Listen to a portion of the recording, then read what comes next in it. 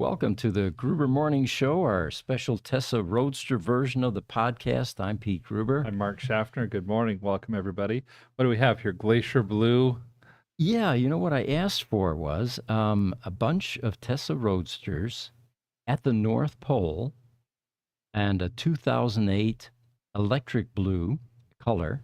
And it's pretty convincing, actually. It even put a Tesla logo up there in the upper left-hand corner, if you notice. I did. And okay, electric blue. That is much more of an electric blue color. And now was not the Chat GPT Dolly that did this, right? It was actually Dolly. Every time I try Grok, the Twitter version, Yes. the pictures are never very broad or wide. They're very narrow. It's like a micro perspective. Okay. Even though I tell it, get some more background in there or something. In this particular image, I also asked for a glacier in the background, considering that these things are slowly going extinct. We might as well, become familiar with them before they do so. Overall, I'm really impressed with this picture. This looks very realistic, really good. Yeah. And for the purists, don't look too closely at the wheels. The spoke count may not be right. The charge port may not be visible, but it's DAL-E definitely does a better job than Grok. There's something else noteworthy. Grok is a Tesla. Yeah. It's an Elon creation, and it can't render a decent Tesla Roadster. I wonder if the AI that's coming up that's going to power all the FSD cars and stuff like that will ever be given the chance to generate images. Wouldn't that be great if it did? Yes. Well, so one of the first things we wanted to lead with was we spoke last week a bit about how we're having some success procuring parts these days for the Tesla Roadster, more so than we ever have. Someone already asked for a quote on some headlights, and it turns out that these parts are not inexpensive because they are so rare. And it's not because we're marking them up like crazy. It's fundamentally because they're so rare that we have to pay more for them. Sure. And we apply reasonable markups, but this particular quote for headlights went out this morning, brand new, new out of stock actually. Sure. And they were the HID version, so not the LED, but the super bright HID. Another thing that changed between last podcast and this podcast, we have literally been working on the Tesla Roadster matte replacements for about 4 years now. Yes. And we had actually found the original vendor that had made those. They had the specs, the engineering drawings, or whatever you would call that, I guess the architectural drawings or the dimensional data. And we sent them samples. They were ready to go in production. And then it turns out we ran into a roadblock because the mat has a white Tesla embroidered in the relief portion of the mat. That was a problem for Tesla at the time because of infringement of some type. So we thought, well, that'll be a breeze for us to solve because we're a Tesla, vendor and a customer and all of that, and a partner in the service. And it turns out that we were never quite able to get past that hurdle with this particular vendor. And there were a number of issues. One of them being design purity. Would the lettering be identical to what it was originally? And it got bogged down in the bureaucratic process. Right. Well, I'm happy to report we got past all of that. And it looks like we're going to actually have a product here within the next couple of months that we'll have on our e-store. And if your mats are looking old and gray and faded or even torn, like in most cases now, we will have replacements for you that will look just like the originals. And they'll be coming from that original vendor?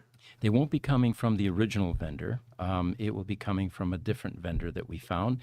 And one of the challenges was the carpet materials are superior nowadays. They're softer, smoother, whatever it is. We opted not to go that route, and part of the delay was getting the same original type of carpet so that we stick with originality. Sure. Okay. It would be important to have it indistinguishable from the original mats, especially as these cars will again eventually continue to go collectible. Yes. And by the way, that's a whole nother subject here that we won't get into in this podcast. But this glut has to resolve soon. I mean, it's becoming pretty dismal as to what even signature cars are beginning to fetch. Yeah, it'll happen eventually. Yeah. So, another news item. In Friday the 13th, at the Miramar Tesla Service Center, which is just outside of San Diego, there was a fire that started at 2:30 a.m. in the morning, and four cars apparently were involved in this fire, and they're just skeletons at this point. Fortunately, the building did not ignite, although the cars were parked right next to the building, but it was a block construction, so there was nothing combustible to start the building on fire. The good news is no roadsters were involved, and we kind of suspected that because Miramar is not one of the Tesla service centers that has been listed as being able to accept Tesla roadsters. Now, one of the things that I had heard about this particular fire, and it's a truth that we have experienced ourselves. The fire was out and knocked down and considered under control, and then about 6:30 in the morning, the batteries caught fire again. Yes, And that's because lithium ion undergoes a chemical reaction as it burns, and just cooling it down to the point where it's a slow smolder doesn't mean that you've cooled it down enough to stop the reaction. correct. And you know, the closest example to that was something similar that happened here in Phoenix. It was earlier this year. There was a Model X that caught on fire in a parking lot. Hmm. And the fire department came out, did their normal foam, tried this, tried that, eventually decided water to cool it was the way to treat this. Well, they thought that this Model X was extinguished, it was out. The tow truck showed up to take it to the impound lot. And while en route at a busy intersection, Scottsdale Road and Shea Boulevard, the thing caught fire again in the middle of the middle of the intersection, and it was a second attempt with fire trucks to put this out. But there's a lesson there. Yes, it looks like it's extinguished, but not necessarily so. Yeah, yeah. So, um, and they said it might be arson. Yep, they were talking about arson. We'll certainly report on as we get any new information, but it's still under investigation. Uh, so it's a fire of suspicious origin at this point. Wow, that's just something else. Yeah. So the thumbnail that you saw, which shows the 2.0 sticky vents, um, as roadsters age, a lot of them develop sticky vents, and I didn't realize how many until we did a tech tip over the weekend. We Hmm. had a successful repair with this, and I thought, you know, the other owners should really become aware of how to resolve this. Sure. And then I began to realize how many people were having this problem. We got flooded with emails that said, "Oh, thanks for that tip. My car's been suffering with that for some time. I thought I was going to have to replace them at some point, but I can't find them anywhere." And it turns out it was a highly successful solution to getting rid of the stickiness. And it turns out Tesla Roadsters are not the only vehicle that have this problem. There are a number of exotic cars, Lamborghinis, Ferraris. The Ferrari California, for example, they're all notorious for this. And we've got some images here that we can pop up, Jesse. It's in a sticky folder. Um, and the first one we can look at is the Ferrari 355. Dash 1 is what the image is called. And you can see that there is this stickiness that is exuding or is actually emanating from the plastic. And apparently, what this is, it's an elastomeric polymer that is used to rubberize the buttons or the vent louvers or the surface that you see here. And over time, the UV exposure, you get what's called polymer reversion, which just simply means it emanates from the material and becomes sticky. And now, when you look at it here, it looks like you have this mottled appearance. And the question was, is it actually creating caverns in the plastic? Hmm. It turns out that that's not the case. all of the valleys and reliefs that you see there in the fissures are actually high spots with the sticky stuff that's coming out of the material. And once you wipe it off, let's go to Ferrari 355-2, and you'll see what this actually cleans up like after an isopropyl alcohol bath and a wipe down. That is remarkable. It Isn't it looks though? exactly like new. There's another one, Ferrari 458, Jesse. You can see the bezel there. There are two versions of it. And yeah, you can see how successful that is. And then the final one, of course, is the Image 3576, where we took one of the bent louvers and left the other one on the right, and without the isopropyl alcohol treatment. And you can see how successful that was as well.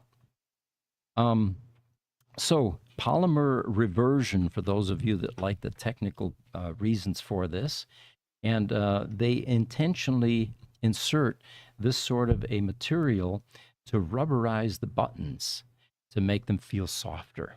Okay.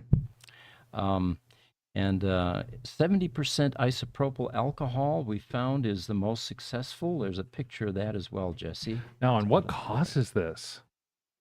Well, good question. It's exposure to ultraviolet primarily, they say, Okay. and then it begins to radiate out of the original material, escaping, in other words, from the. Wow. But this is what we found works the best. What we suggest is use a paper towel because you're going to need something that absorbs. And make sure that you flip it often because there's a lot of residue that comes off. And if you don't, then you simply smear it around. Okay. So do a wipe, flip it, wipe again, and eventually you'll see that you get down to the base material and it cleans it right up.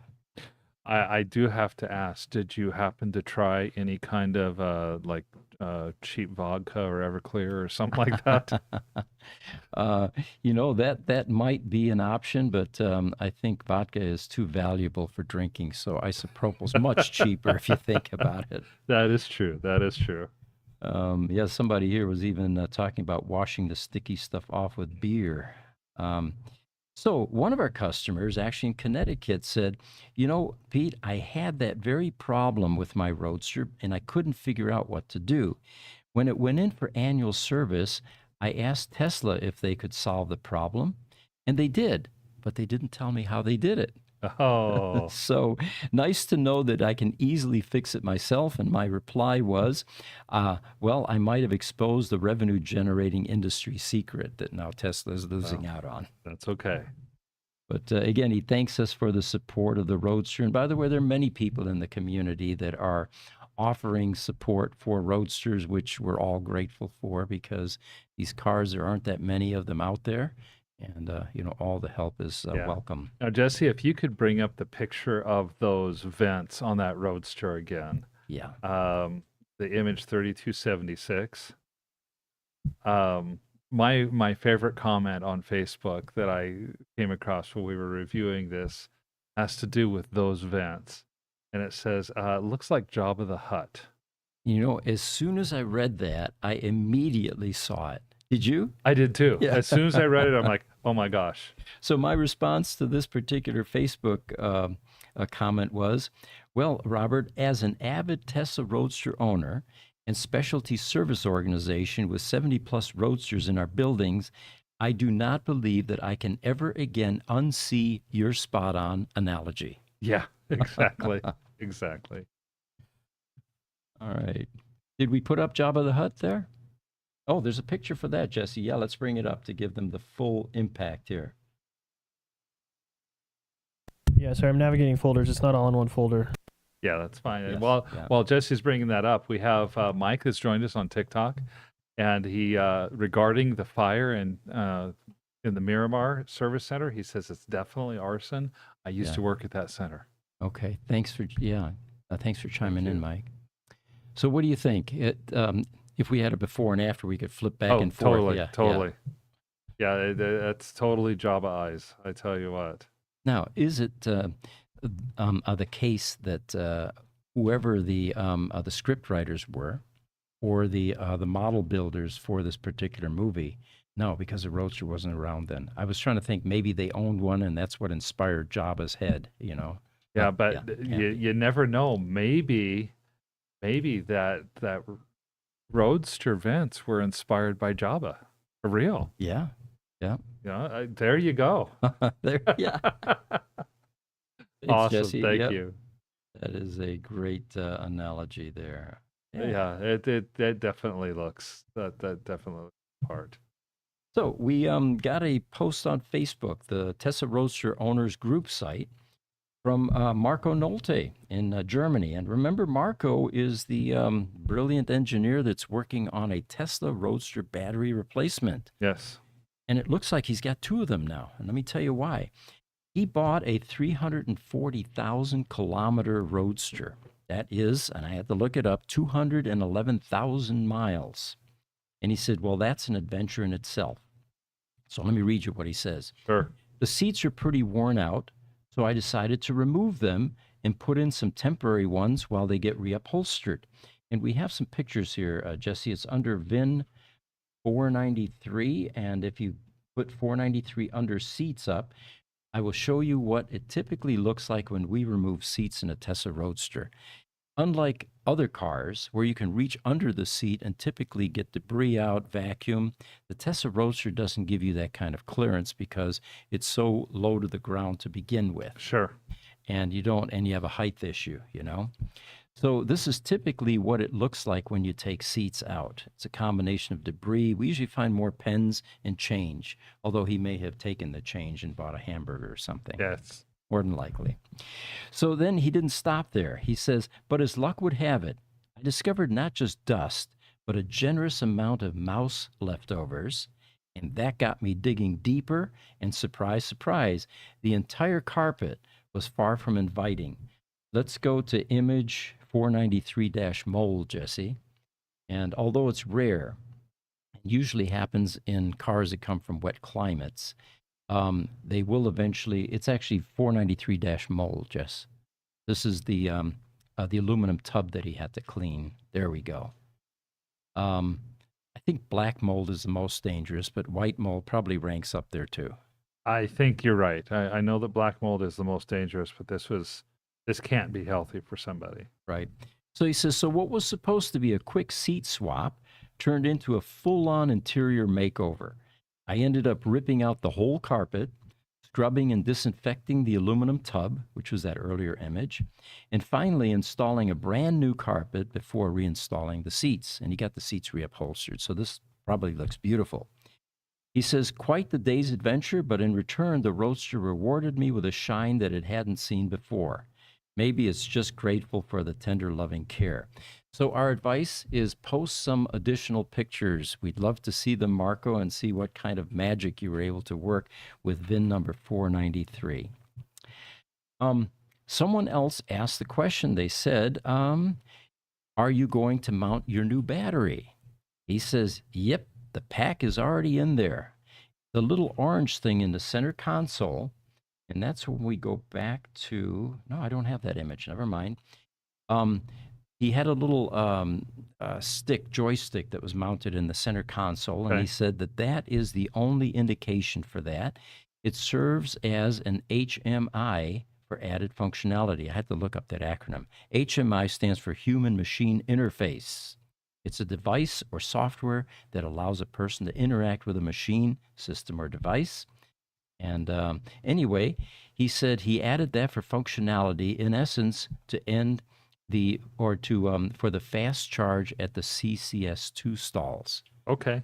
So it sounds like he's got DC charging for his new battery operational. Impressive. That's really impressive. He said he also he put in upgraded brakes, completely new suspension, except for the dampers. And since the interior refresh, he says, I'm satisfied with it almost. I think he bought some stuff from us as well to get this car back in shape. So, yeah, Marco, let us know how it's progressing. We'll continue to report, and it will inspire potentially other people that have Roadsters that have high mileage to dig in and find or to restore them. One thing that we're going to suggest is if you have evidence of mouse activity, even though the car's running. It's been our experience where the critters like to nest and where they like to take up habitation is in the running boards underneath the sills, the door sills, and there are some wiring harnesses there that oftentimes get chewed into.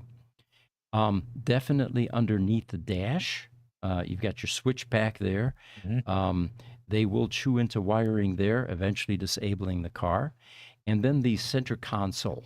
That's another area that they typically like to take up residence in. And then the dash, so those nests that we've seen pictures of before, aren't those up near the windshield on the passenger side? They are, yes. Okay. Yeah, on the passenger side is where the nesting usually takes place, and then the switch pack, for some reason they chew, but they don't build a nest there, probably because of lack of room. That's Sure. by the driver's side. Sure. All right. We have a power steering portion here, and let me see if I can find that. There we go. If you can bring up image big under the power steering folder. We have this on our e-store. We have 4 of them, I think, on consignment sale out there.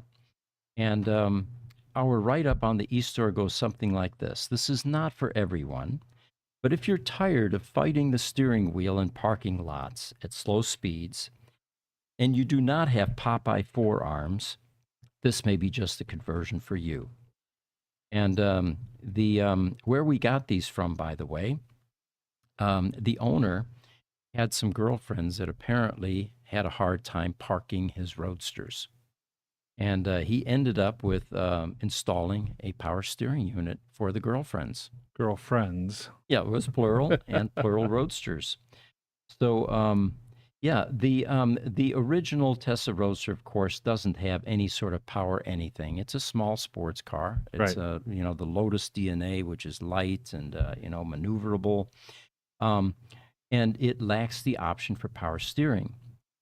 This design choice, they say, and this was originally from the Lotus Roadster or the Lotus Elise a design, is often made to give the driver a pure, more direct connection with the road, allowing for a more tactile feedback at higher speeds. However, this can result in steering that feels heavier, particularly when maneuvering in parking lots or navigating at lower speeds. I personally prefer the feel of the road. Sure. You can draw a lot of conclusions about what to do next, especially if you're racing. And power steering takes a lot of that tactile feedback completely away. This kit that we have includes a potentiometer for manual setting variable steering assist or an automatic assistance based on speed. The speed sensor is installed on the back of the odometer, and it makes the unit speed sensitive. So at higher speeds, it will automatically throttle back the degree of steering assistance. So these are available. They're on the e-store. Those of you interested can go to the Gruber Motors website and get more information about that. It looks like Instagram's chiming in. I am Kula J says, "Yo, what's up, gentlemen? Thanks Hey, for good joining morning. us." Yeah. Glad to have you here. All right. Got another item here. This is the battery. Let's see here. The remote location. Yeah. If you can bring up remote battery, Jess. I was walking through the service center yesterday, and I thought, what can I use on the podcast? And most everywhere I looked for other roadsters that were under repair or being modified or upgraded in some way. This is a very popular item in most of the roadsters that come here. This is the 12-volt battery that's parked inside a container with a 12-volt meter or with a meter showing what the voltage is so that you can get early warning about when your battery's starting to go out. And the reason this is so popular is in a Tesla Roadster, they put a 12-volt motorcycle battery up underneath the front passenger headlight behind the fender skirt, so it's not that easy to get to.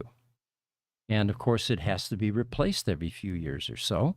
And when it does get replaced, most owners don't tackle that replacement themselves. They take it to a Tesla service center. Well, now you're talking to $500 to $700 to get your 12-volt Mhm. battery replaced.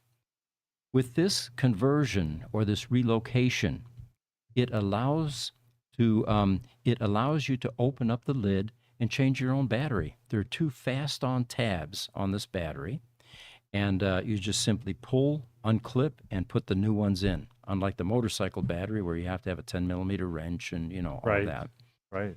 And the cost, you spend that $500 or $600 once more, and then the next time, all your battery replacements are in the $40 range. So for the people who want um, to keep their Roadster as close to original as possible, this isn't for them. Right. Although the guy showed me something the other day, we have to drill a hole in Mhm. the front fender, skirt area, in order to bring the cables through. What they showed me yesterday negates that. And there is a rubber grommet apparently that's up a bit higher behind the fender skirt, so it's not visible. Okay. And by going through that rubber grommet with the wire, it actually then becomes an unobtrusive, modification that can easily be reverted if you decide that you want total originality with the car and you don't want that remote battery. That's impressive. That Yeah. plus when you think about it, the fact is that this is for 2.0 Roadsters only. The Yes. 1.5 Roadster never had the 12-volt battery. And so your most pedigreed Roadsters, the ones with the lowest VIN numbers, will never have the 12-volt battery in the first place. Correct, which are the highly collectible ones. And thanks for pointing that out, by the way, because, yeah, the 12-volt batteries are only in the 2.0s on up, which was VIN 501 on up. Right. All right. So we've got another picture here we can throw up, and this one is called here, Bunker Dash 4. We're in the critical power business. And, unlike other automotive repair shops that got into EVs from the automotive background, we moved into that space from electronics, Right. which is really what these cars are. So a lot of what we end up doing, building, and repurposing comes from critical power. Mm-hmm. This thing showed up yesterday in our big 20-foot box truck, and it was pulled out of a customer site. And I didn't see the top yet, but I saw the side. And I've been waiting for one of these now for at least 15 years. This is a Lamarche rectifier. It is a 48-volt DC power supply, basically, good for 400 amps. Oh my gosh. So, and it's a fairly large box. It stands up. It's extremely heavy, but it is used typically in cell towers, base stations, telco applications, cellular base stations, data centers. Rectifiers are used to power certain things in data centers as well. Like power over Ethernet and stuff like that. Yes, exactly. Okay. And it turns out that this particular one is defective, and that's why it was pulled out. And then typically customers have us scrap it. Yes. Turns out that we're going to repair this one, of course. We're in the repair business. Yes. And there's a second one that is operational, and since they've decided to go with a different brand and replace them with newer units, we're getting a good one as well. Well, this thing is going to be repurposed, and the next image that we can bring up here is Bunker Dash 1. And Bunker Dash 1 is showing our battery bunker where we charge either the sexy vehicle modules or the Tesla Roadster sheets. And you can see a bunch of sheets there on the right on those tables. Mm-hmm. And to the right there, you'll see that power supply. That's a 50-volt, 50-amp power supply that feeds a bus that goes all the way down the sea container, and on the other side as well, there's another power supply like that. These power supplies don't last that long, we find. So what I'm planning on doing now is we're going to take that large Lamarche 48-volt power supply, park that in the corner back there, and then feed both buses. And with 400 amps, we'll have more power than we'll ever need. Right. And it steps down power to 48 amps, obviously, from 120 or from 208. It's actually 480-volt input. Wow. Yeah, Okay. 34 amps. and then it converts that to 48 volts DC with a because it's a power supply. You know, it Right, has right, a right. rectifier in it, and then that is going to feed about 30 to 40 or so DC to DC converters that are on both sides of those shelves Mm-hmm. that you can then dial down the voltage from 0 to 50 volts or 48 volts in this case. Okay, okay. A typical Tesla Roadster sheet, the nominal voltage on that is 36 volts DC. Mm-hmm. So when we do a charge on a sheet, that's what we dial in, and we set the current to a particular level, which is also a safety item in that it can't exceed that, and once it reaches the voltage, then it turns off the current or it scales it back. With the sexy modules, you see some there on the left. Those are Tesla Model S modules. Those are 22 volts.